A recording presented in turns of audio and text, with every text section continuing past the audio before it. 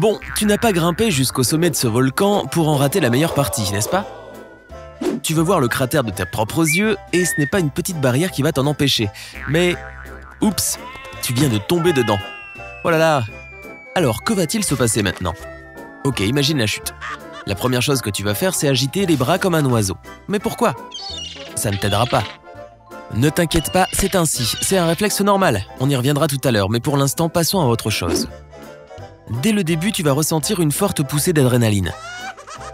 C'est une hormone libérée par tes glandes surrénales lorsque ton cerveau détecte un danger. C'est ce qui aidera ton corps à fuir ou agir, comme on dit.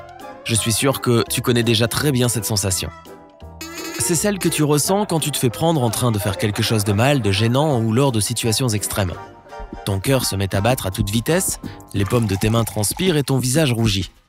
Eh bien, c'est la même chose ici, mais en plus fort. Tu vas sentir immédiatement ton rythme cardiaque accélérer, ce qui te rendra plus rapide et vif. Ta glycémie va chuter et ta respiration va s'accélérer.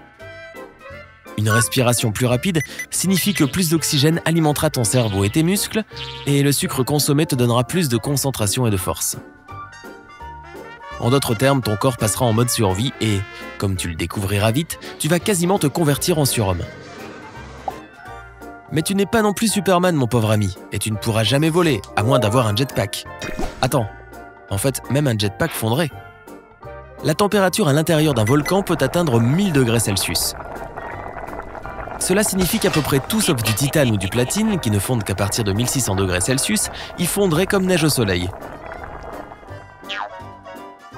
Tu aurais donc besoin de porter une combinaison en titane, car ta peau et tes muscles brûleraient bien avant d'atteindre une telle température. Mais ça ne changerait pas grand-chose au résultat, car tu perdrais connaissance bien avant d'atteindre la lave. D'ailleurs, en y repensant, comment as-tu fait pour arriver jusqu'à ce cratère? Tu aurais dû respirer de grandes quantités de dioxyde de carbone et de soufre, ce que tes poumons n'auraient pas pu supporter. Tu aurais donc dû t'évanouir avant même d'arriver au bord du cratère. D'accord, on va donc faire ça de manière hypothétique.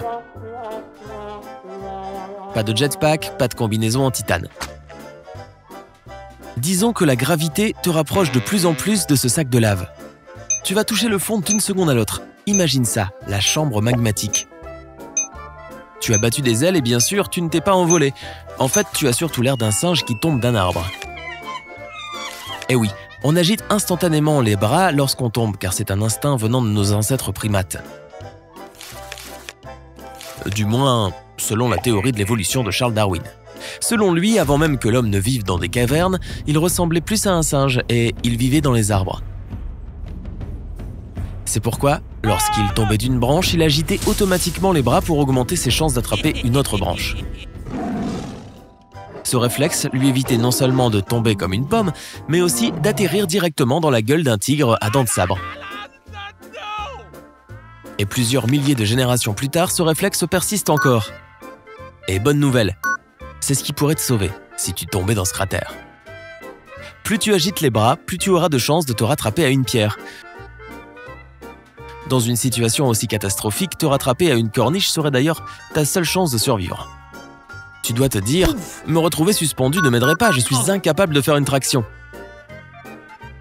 Je ne pourrai jamais me hisser sur la moindre corniche avec mes bras. Ne t'en fais pas, c'est là que tes super pouvoirs vont intervenir. Avec les veines bourrées d'adrénaline, des personnes ordinaires ont couru plus vite que des lions affamés, et des parents ont soulevé des voitures pour sauver leurs enfants. Avec un peu de chance, tu pourrais donc attraper un rebord et ressortir de ce cratère, comme le soldat qui est tombé dans un volcan à Hawaï dont je vais te parler après. Tu te demandes peut-être s'il y a vraiment des corniches à l'intérieur des volcans. Tu sais, comme celles qu'on peut voir sur les flancs des montagnes. Sache que les volcans sont comme des montagnes creuses remplies de gaz toxiques et de roches en fusion. Ils sont donc aussi rocailleux à l'intérieur qu'à l'extérieur. Et que se passerait-il si tu ne trouvais pas de corniche? Eh bien, que te dire? Tu serais grillé. Ok, imaginons que tu es un robot. Donc, tu n'as pas à te soucier de t'évanouir avant d'arriver au fond. Concentre-nous davantage sur l'atterrissage en lui-même. Déjà, ne t'attends pas à faire des éclaboussures de lave comme si tu sautais dans une piscine. Et ne pense pas non plus atterrir sur une surface molle avant de t'enfoncer lentement, comme dans des sables mouvants. Non, tu vas juste littéralement t'écraser sur du magma. Heureusement que maintenant tu es un robot parce que la puissance du choc serait suffisante pour briser tous les os d'un humain. Souviens-toi, l'eau ressemble à du béton quand on la percute depuis une certaine hauteur. Eh bien, le terme magma est simplement un mot définissant de la roche liquide. Et ne te laisse pas berner par le mot liquide, ça reste très épais. Tu ne rebondiras pas dessus comme un trampoline, et tu ne t'y enfonceras pas non plus. Même malgré ta vitesse incroyable au moment de l'impact, tu resteras à la surface. Enfin, si tu étais un robot. Car la seule chose que ferait un humain à l'impact serait une grosse flamme. Eh oui, 1000 degrés Celsius, c'est chaud. Mais même de simples humains ont déjà survécu à une chute dans un volcan, figure-toi. En Tanzanie, en 2007, un porteur Maasai est tombé dans un volcan et il a survécu. Ne t'imagine pas qu'il s'en est sorti indemne, mais enfin, il a survécu. C'est surtout parce que ce volcan contenait un magma de carbonatite, très rare, qui ne fait qu'environ 500 degrés Celsius. Oui, c'est encore très chaud, mais à Magmaland, c'est considéré comme froid. L'aventure de ce porteur résulte du miracle. Mais avec l'aide de Madame Adrénaline et de beaucoup de chance, il s'en est sorti. Bien qu'il ne soit jamais cool de tomber dans un volcan, sans parler du fait qu'il soit presque impossible d'atteindre un cratère sans porter une combinaison spéciale, il y a une autre histoire que j'aimerais te raconter. C'est celle d'un homme qui a survécu à un volcan très très chaud.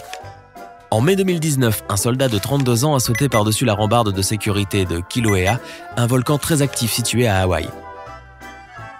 Ce volcan étant encore en éruption quelques mois plus tôt, alors on aurait pu croire que les gens seraient prudents. Mais pour une raison qui nous échappe encore, ce soldat a commis l'erreur de s'approcher un peu trop près de la bouche du monstre. C'est alors que la terre s'est dérobée sous ses pieds et il est tombé. C'est pourquoi la chose la plus importante à avoir avec toi si tu tombais dans un cratère, bien plus que l'adrénaline ou une combinaison en titane, c'est un témoin. Heureusement pour cet homme, des gens qui se trouvaient là ont immédiatement alerté les secours. Heureusement pour lui, il était aussi en bonne forme physique. C'était un soldat après tout. Pas le plus intelligent, mais bon. L'homme a atterri sur une étroite corniche, et par chance, elle ne s'est pas effondrée sous son poids comme l'avait fait le rebord du cratère. Mais après une telle chute, l'homme n'était pas en état de se sortir tout seul du pétrin. Aïe! Souviens-toi que même si tu atterrissais sur une corniche sans rien te casser, sortir d'un volcan n'est pas une chose facile. La paroi peut être raide, et les pierres peuvent se casser sous ton poids. Bref, pour sortir, tu auras certainement besoin d'aide. Heureusement, pendant ta chute, ton instinct t'a aussi fait crier. Voilà qui peut alerter des témoins qui pourront appeler les secours. Et le soldat? Il a attendu plus de 2 heures, mais une équipe de courageux sauveteurs est descendue dans le cratère en rappel afin de secourir l'imprudent. Ils l'ont ensuite remonté et un hélicoptère l'a emmené à l'hôpital. J'espère qu'il a eu le temps de réfléchir à sa bêtise quand il était sur son perchoir. Tout cela devrait te donner de l'espoir, mais surtout une bonne leçon.